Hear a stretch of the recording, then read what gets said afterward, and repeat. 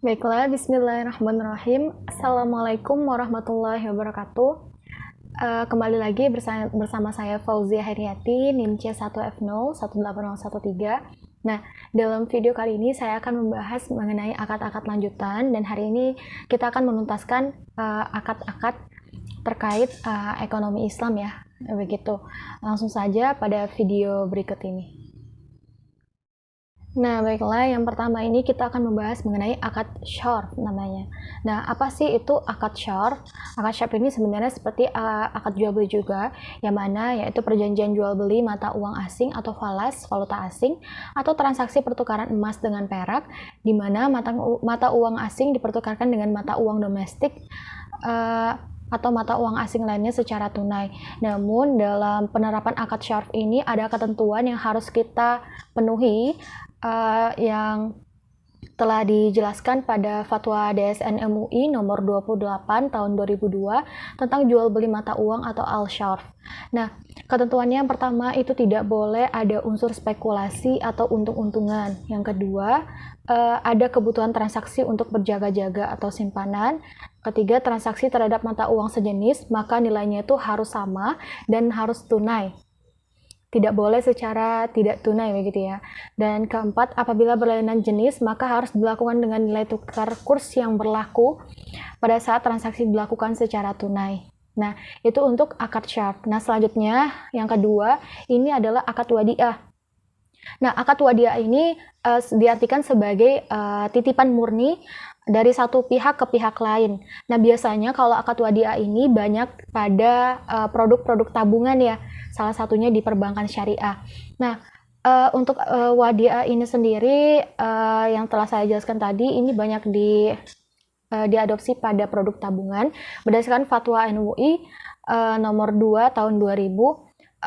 Pertama, tabungan itu ada dua jenis, tabungan yang tidak dibenarkan secara syariah atau tabungan yang berdasarkan perhitungan bunga. Yang kedua ada tabungan yang benarkan, yaitu tabungan yang berdasarkan prinsip murabahah dan wadiah. Jadi nanti kalau di bank syariah itu akan ditawarkan dua biasanya, ada prinsip menggunakan mudharabah dan juga wadiah. Baik, selanjutnya yang ketiga adalah akad wakalah, yang mana akad wakalah ini merupakan akad yang memberi kuasa, artinya memberikan suatu pendelegasian wewenang kepada seseorang untuk menggantikan suatu posisi pekerjaan tertentu. Nah, untuk wakalah ini terbagi menjadi tiga. Pertama ada al-wakalah al-khosoh, yaitu pendelegasian wewenang untuk menggantikan suatu posisi pekerjaan yang bersifat spesifik. Yang kedua al-wakalah al-ammah adalah prosesi pendelegasian wewenang bersifat umum tanpa adanya spesifikasi. Dan ketiga adalah al-wakalah al-muqayyadah dan al-wakalah al-mutlaqah, adalah akad di mana wewenang dan tindakan si wakil dibatasi dengan syarat-syarat tertentu. Itu untuk akad wakalah. Keempat yaitu akad kafalah. Akad kafalah ini yaitu akad merupakan jaminan yang diberikan oleh penanggung atau kafil kepada pihak ketiga yang memenuhi kewajiban pihak kedua atau yang ditanggung.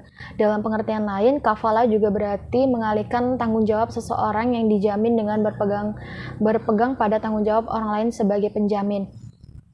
Nah, jenis-jenis kafalah ini banyak ya, ada 5. Pertama adalah kafalah bi an-nafs, yaitu jaminan si penjamin.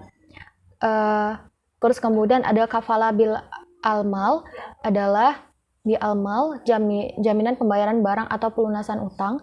Ketiga, kafalah bil taslim, kemudian adalah kafalah al mujazah, dan kelima adalah kafalah al mu'alah, begitu.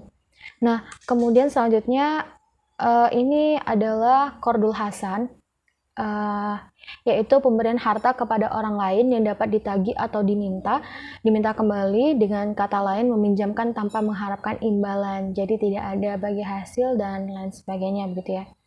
Nah, untuk qardul hasan ini sendiri memiliki ketentuan, memiliki rukun. Yang pertama ada sebagai mukrid atau memberi pinjaman.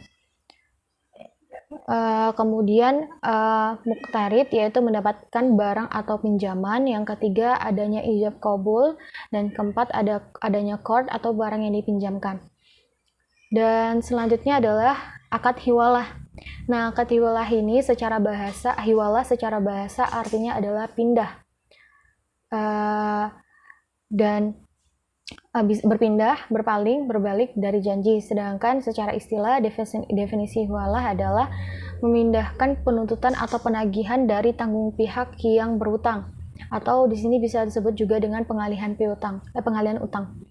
Nah, untuk akad hiwalah ini terbagi menjadi dua, ditinjau dari sisi lain ya. Pertama adalah hiwalah al-muqayyadah atau pemindahan bersyarat, yang mana pemindahan sebagai ganti dari pembayaran utang pihak pertama kepada pihak kedua.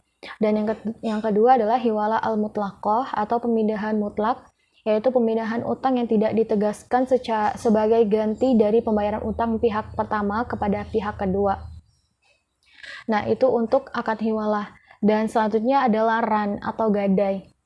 Nah, ran atau gadai itu menahan barang jaminan yang bersifat materi milik si peminjam sebagai jaminan atau pinjaman yang diterimanya.